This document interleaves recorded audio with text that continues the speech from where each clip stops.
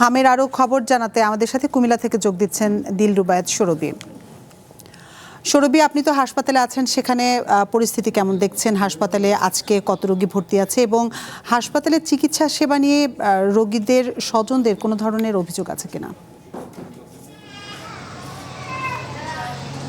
জি, আজকে কুমিল্লা একজন হামে আক্রান্ত হয়ে একটি শিশু মারা গিয়েছেন। এই নিয়ে কুমিল্লা 11টি শিশু মৃত্যুবরণ করেছে। আজকে কুমিল্লা নতুন করে কুমিল্লা আইসোলেশনে 58 জন শিশু ভর্তি হয়েছেন। যে কুমিল্লা শুরু থেকে কুমিল্লা দুইটি আইসোলেশন বিভাগ কুমিল্লা মেডিকেল কলেজ হসপিটাল থেকে গঠন করা হয়েছে। দুইটি আইসোলেশন বিভাগ 50টি ওয়ার্ড বেড রয়েছে। দুইটি বেডের বিপক্ষে রয়েছেন 58 জন রোগী। এছাড়া আপনার যে রোগীর সংখ্যা দিন দিন বেড়েই চলেছে এবং হামের প্রকোপও বেড়েই চলেছে, কিন্তু দেখা যাচ্ছে যে রোগী যে বেডের তুলনায় রোগীর সংখ্যা রয়েছে 2 গুণ বেশি। আমরা যদি একটু দেখাতে চাই যে কুমিল্লা হামের প্রকোপ এখনও কাটেনি। হাম আক্রান্ত হয়ে কুমিল্লা মেডিকেল চিকিৎসাধীন অবস্থায় মারা গেছেন কুমিল্লায় 11 জন।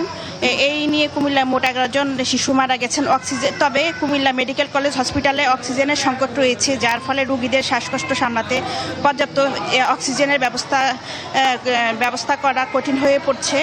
গেল সপ্তাহের তুলনায় আক্রান্ত রোগীদের চিকিৎসার জন্য হাসপাতালে ভর্তি বেড়েছে 2 গুণ বেশি। আজকে নতুন করে ভর্তি হয়েছে 85 জন রোগী। গেল 24 ঘন্টায় ভর্তি হয়েছেন শুধুমাত্র কুমিল্লা মেডিকেল কলেজ হসপিটালে 30 জন। তার মধ্যে কুমিল্লা মেডিকেল কলেজ হসপিটালের বাইরেও কিন্তু রোগী রয়েছেন। আমরা রোগীর স্বজনদের সাথে কথা বলেছি, তারা আমাদেরকে বলেছেন যে তারা কুমিল্লা 17টি উপজেলা থেকে কিন্তু হামের উপসর্গ নিয়ে Comilla medical college, Comilla general হসপিটালে রোগীরা দৌড়ে আসছেন, কারণ কুমিল্লা 17টি উপজেলার যে স্বাস্থ্য কমপ্লেক্সগুলি রয়েছে সেইখানে পর্যাপ্ত চিকিৎসা না পেয়ে কিন্তু তারা এখানে আসছেন। আমরা যদি 1-2 জন রোগীর গার্ডিয়ানের সাথে কথা বলি যে তারা আসলে এখানে কি পরিমাণ সুবিধা পাচ্ছেন, যে আপনি কি বলবেন যে এখানে আপনারা কি রকম সুবিধা পাচ্ছেন? এখানে আমরা মোটামুটি ভালোই সুবিধা পাচ্ছি। এখানে আসার পর চিকিৎসা চলতেছে আর কি বাচ্চার। আপনি রোগীর কি হন? আমি রোগীর কাকা লাগি।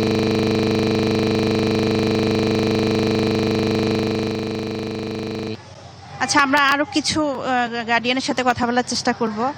যে রোগীর দাদি কতদিন হয়েছে এখানে আসছেন? কালকে 12টা বাজে আসে। মানে এখানে কোনো সমস্যা হচ্ছে আপনাদের? না। এই শুনছেন যে আচ্ছা, আমরা আরেকজন গার্ডিয়ানের সাথে কথা বলার চেষ্টা করি। যে আপনি কি বলবেন যে আপনারা কতদিন আগে আসছেন এবং কি সমস্যা নিয়ে আসছেন?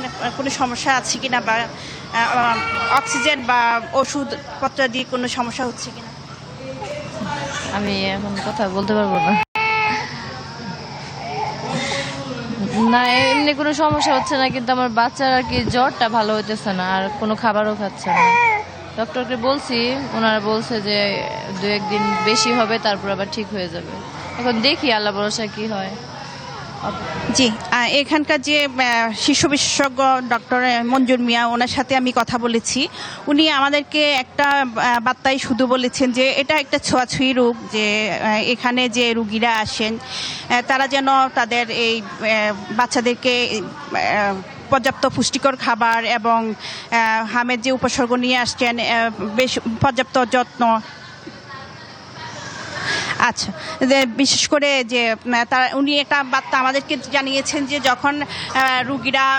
যখন আক্রান্ত হন তখন কিন্তু রুগীরা বাচ্চা নিয়ে আসে না। যখন রুগীদের অবস্থা খারাপ হয়ে যায় তখন কিন্তু তারা বাচ্চা নিয়ে এখানে আসেন, তখন তাদের আর কিছুই করার থাকে না। তবে ডাক্তার বারবার একটা কথাই বলেছেন যে যখন রুগীর জ্বর এবং সর্দি দেখা দিবে তখনই যাতে ডাক্তারের শরণাপন্ন হন। আপনি স্যার, এই ছিল আমার কাছে সর্বশেষ। সৌরভী, আপনাকে অসংখ্য ধন্যবাদ আমাদের সাথে যোগ দেওয়ার জন্য। হামে প্রতিনিয়ত আক্রান্ত এবং মৃত্যুর সংখ্যা বেড়েই চলেছে, এ নিয়ে কুমিল্লা থেকে জানাতে আমাদের সাথে যোগ দিয়েছিলেন দিলরুবায়েত সৌরভী।